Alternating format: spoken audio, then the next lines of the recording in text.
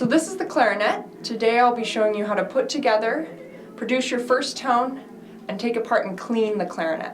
The clarinet is a very old instrument, the first of which were used in ancient Greece and Egypt.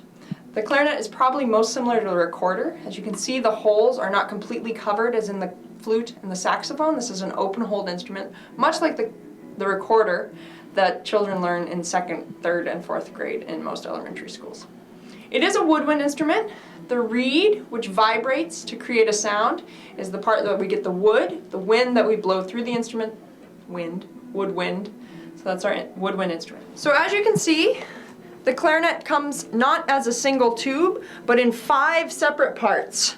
1, 2, 3, 4, 5. I have an extra mouthpiece here in my case. Sometimes you'll have an extra barrel, but clarinet only comes in 5 pieces. 1, 2, 3, 4, and 5. Notice that they're all put in the case like a little puzzle piece. This is very, very important when you put the clarinet away. If any piece does not fit in its puzzle, you do not want to shut the case. Pieces should not be jammed into the case, but placed carefully, just as you would a puzzle. A big, confusing jigsaw puzzle. All right, so how to put that clarinet together. Each piece has a name. This is the bell. You can imagine ding, ding, ding. You start with the bottom of the clarinet, the bell. So you take the bell and you take the lower section. It's the longer piece with the thumb rest on the back.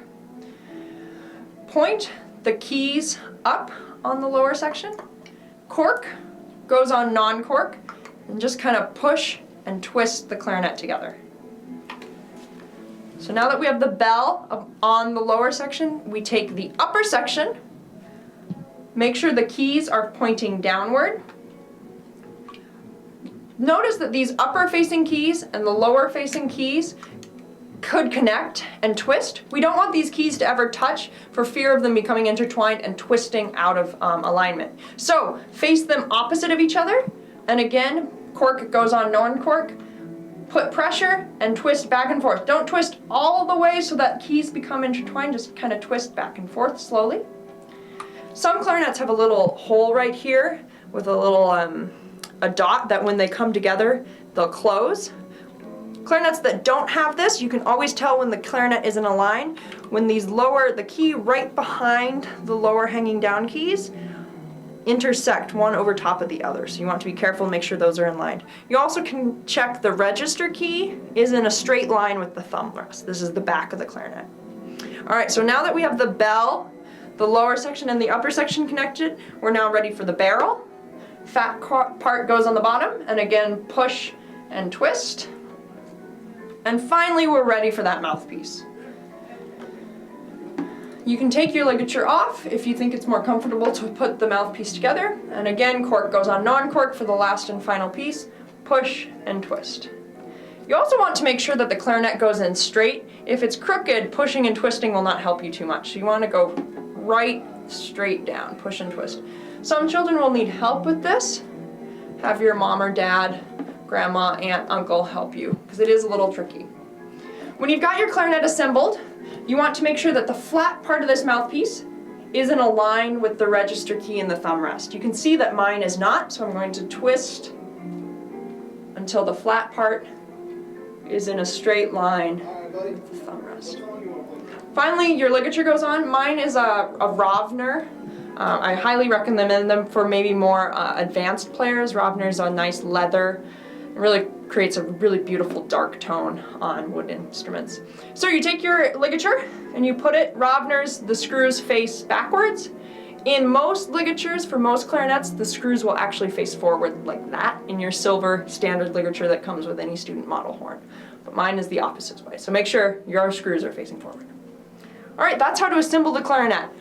Another thing to note, if it's difficult, if it's just too hard to put the clarinet together, buy some cork grease. Often these come in your case when you rent a horn or buy a horn. This cork grease, I would not recommend using too much because it actually gets into the pores of the cork and expands in the heat in the summer. And we live here in Washington, D.C., which is super hot and super humid, so you really want to be careful about using too much cork grease. So anyways, you take your clarinet apart, find a cork that's especially tricky, Take some cork grease. If you're careful, you can just rub it right on. I like to put it on my finger so I know how much cork grease I'm getting. Take the cork grease, rub it on the cork. Again, it looks like chapstick. It's not chapstick. It's for your cork. So just rub all around, make sure it's nice and lubricated, shut it. And then it should be a little easier to push and twist. See how easy that went on compared to earlier? All right, so now your clarinet is ready for the last and final important piece. So this reed, the part that vibrates and actually makes the sound.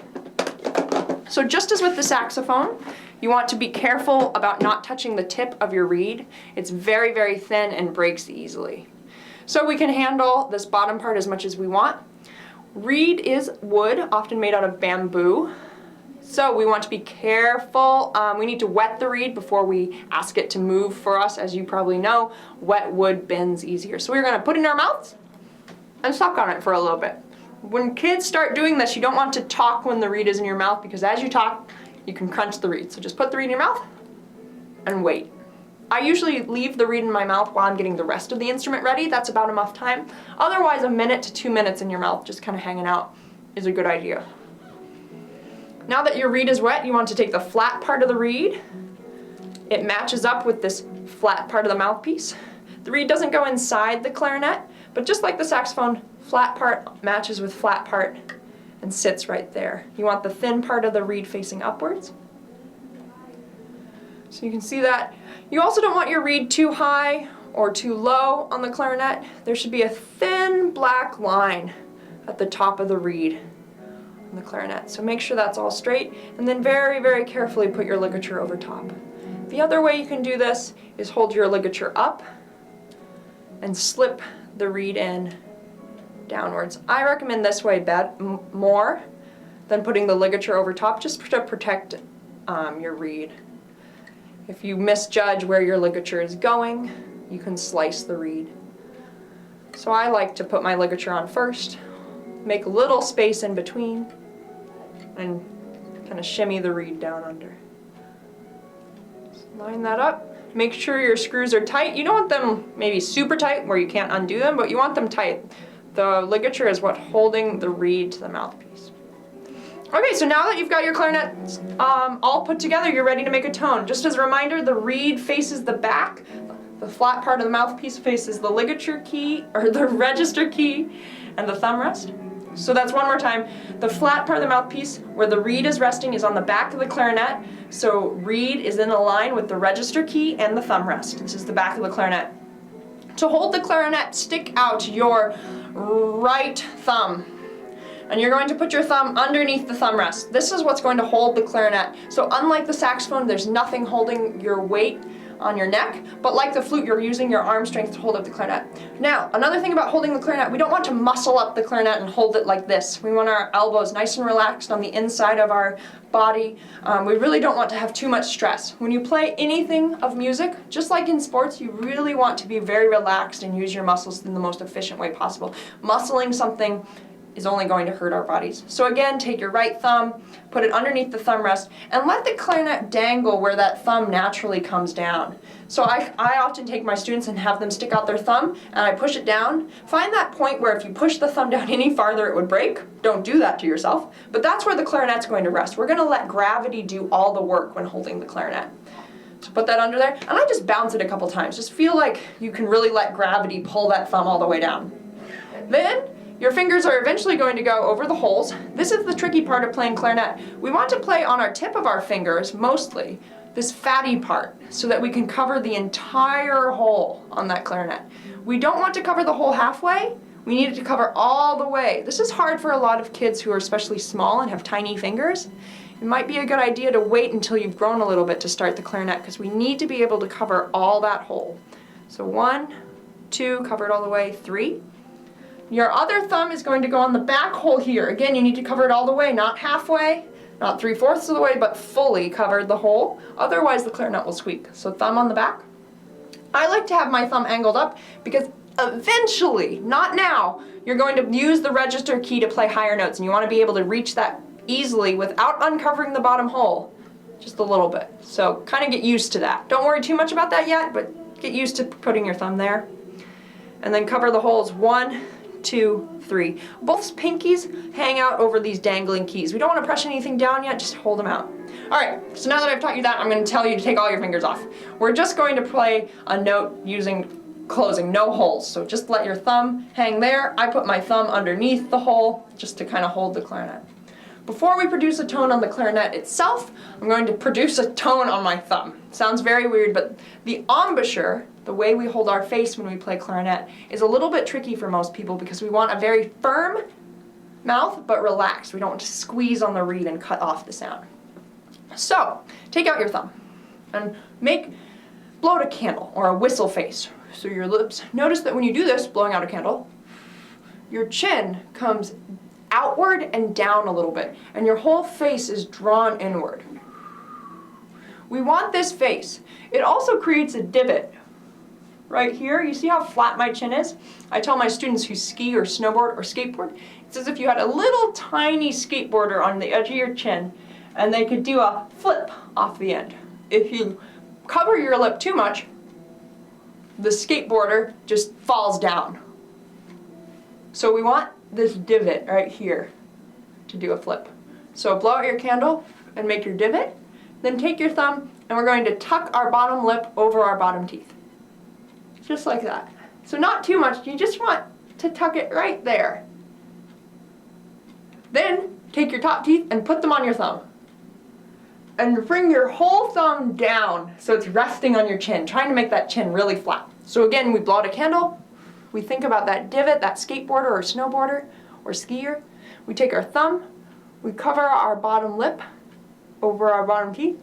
We take our teeth, we bite down, just a little bit of pressure on the top of our thumb. We bring our thumb down. The rest is pretty simple. We just drawstring our lips forward. So everything is closed around our thumb.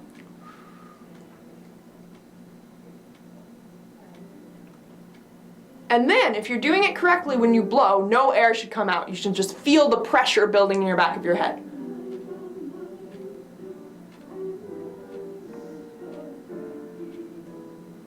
When we do this on the clarinet, of course there's a hole. Sound will be produced. So now, go back to your clarinet, take your thumb rest, other thumb on the back by the hole. Blow out your candle. Think about your skateboarder. Tuck. Use the reed to tuck your bottom lip. Put your top teeth on the mouthpiece. Drawstring the rest of your lips around the mouthpiece. And then take a deep, deep breath and blow as hard as you can.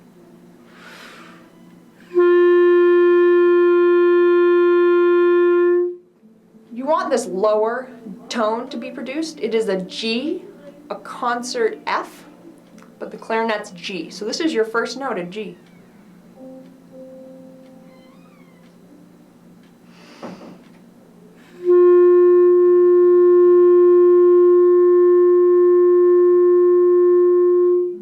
Play the clarinet correctly, no air should be escaping from any other part of your mouth. All of it should be going into the clarinet, making the reed vibrate and coming out the holes at the end. So, one more time. Blow out your candle, tuck, think about your divot in your chin, tuck your bottom lip, top teeth, drawstring,